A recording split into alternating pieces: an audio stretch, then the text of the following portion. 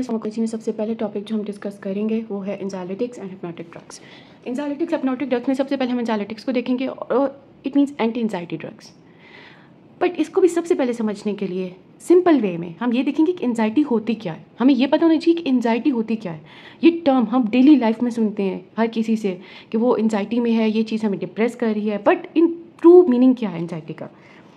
Anxiety है कि कोई भी चीज़ जो आपको परेशान करती है, ठीक है, वरी कॉज करती है, फियर कॉज करती है, ठीक है, ये अनईजीनेस कॉज करती है। किसी भी चीज़ को लेकर ह्यूमन बीइंग जो है वो अनईजी फील करता है, ठीक है, in response to certain danger या फिर कोई भी फियर।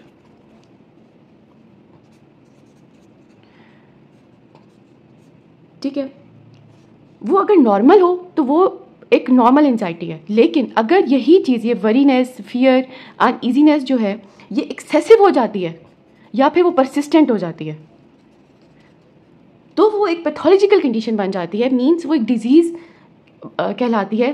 तो उसको हमें ट्रीटमेंट की ज़रूरत होती है। स्पेशली अगर इमोशनल एंजाइटी हम देखें, हम इमोशनल हो जाते हैं तो नर्वस हो जाता है इंसान, रेस्टलेसनेस फील करता है,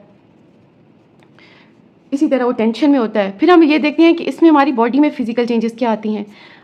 हमारा सिंपैथेटिक नर्वस सिस्टम एक्टिवेट हो जाता है। सिंपैथेटिक नर्वस सिस्टम एक्टिवेट हो जाता है तो हमारा जो हार्ट रेट है वो बढ़ जाता है, टैकीकार्डिया होता है, मसल टेंशन होती है, जीआईटी अपसेट होती है, वगैरह वगैरह, ठीक है। या फिर अगर हम तीसरी चीज़ ये देखेंगे कि कॉग्निशन पावर जो है वो हमारी डिक्रीज हो जाती है, हम फोकस नहीं कर सकते, ठीक है, कंसंट्रेशन कम हो जाती है।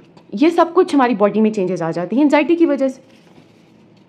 तो तब हमें जो है साइकोथेरेपी की और फार्माकोथेरेपी की ज़रूरत पड़ती है। उसके लिए हम देखते हैं एंजाइलिटिक ड्रग्स, ठीक है। एंजाइलिटिक्स मीन सिंपल एंटी एंजाइटी। सबसे पहले हम एंटी एंजाइटी ड्रग्स को डिस्कस करेंगे और फिर हम देखेंगे हिप्नोटिक ड्रग्स को।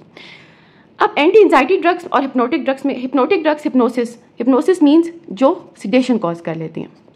अब इनमें मेन डिफरेंस एंजाइलिटिक ड्रग्स में और हिप्नोटिक ड्रग्स में ये है कि ये जो है एंजाइलिटिक ड्रग्स ये हमारी बॉडी में एंजाइटी जो है वो कम करेंगी, ये भी एंजाइटी कम करेंगी, लेकिन इसमें कामिंग इफेक्ट प्रोड्यूस करेंगे anxiolytic drugs without causing drowsiness, with और विदाउट कॉजिंग ड्राउजीनेस, या वो ड्राउजीनेस या सिडेशन कॉज करेंगी या नहीं, ठीक है।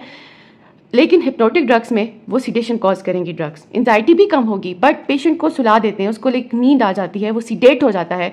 और एंजाइलिटिक ड्रग्स में कुछ जिस तरह हम बेंजोडाइजिपाइन है, अब बेंजोडाइजिपाइन लो डोज पे तो सिर्फ एंजाइटी कम करता है, बट अगर हाई डोज पे वो भी सीडेटिव इफेक्ट कॉज कर देता है, मतलब वो भी हिप्नोसिस कॉज कर लेता है। तो इन दोनों में मेन डिफरेंस ये याद रखना है कि एंजाइटी कम करती है, कामिंग इफेक्ट प्रोड्यूस करती है विदाउट नेसेसरली कॉजिंग ड्राउजीनेस, ठीक है, बट इट कॉज ड्राउजीनेस।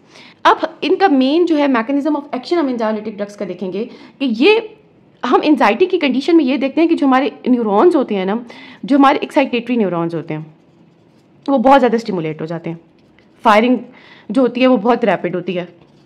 तो हमने इसकी ट्रीटमेंट में ये देखना है कि हमारे जो इनहिबिटरी न्यूरॉन्स होते हैं हमने उनको स्टिमुलेट करना है, जो न्यूरॉन्स की फायरिंग है वो कम होती है, एक्शन पोटेंशियल जो न्यूरॉन्स एक्शन पोटेंशियल जो है वो रिड्यूस हो जाता है, ओवर स्टिमुलेशन न्यूरॉन्स की कम हो जाती है। जब इनहिबिटरी न्यूरॉन्स एक्टिव होते हैं तो ऑटोमेटिकली हम रिलैक्स हो जाते हैं।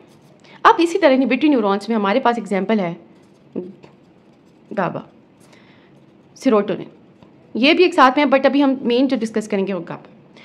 तो हमें अब समझ आई है ना कि हमने अगर एंजाइटी को ट्रीट करना है तो हमने गाबा की जो एक्टिविटी है उसको इन्हांस करना है, हमने गाबा को रिलीज करवाना है न्यूरॉन से, ठीक है।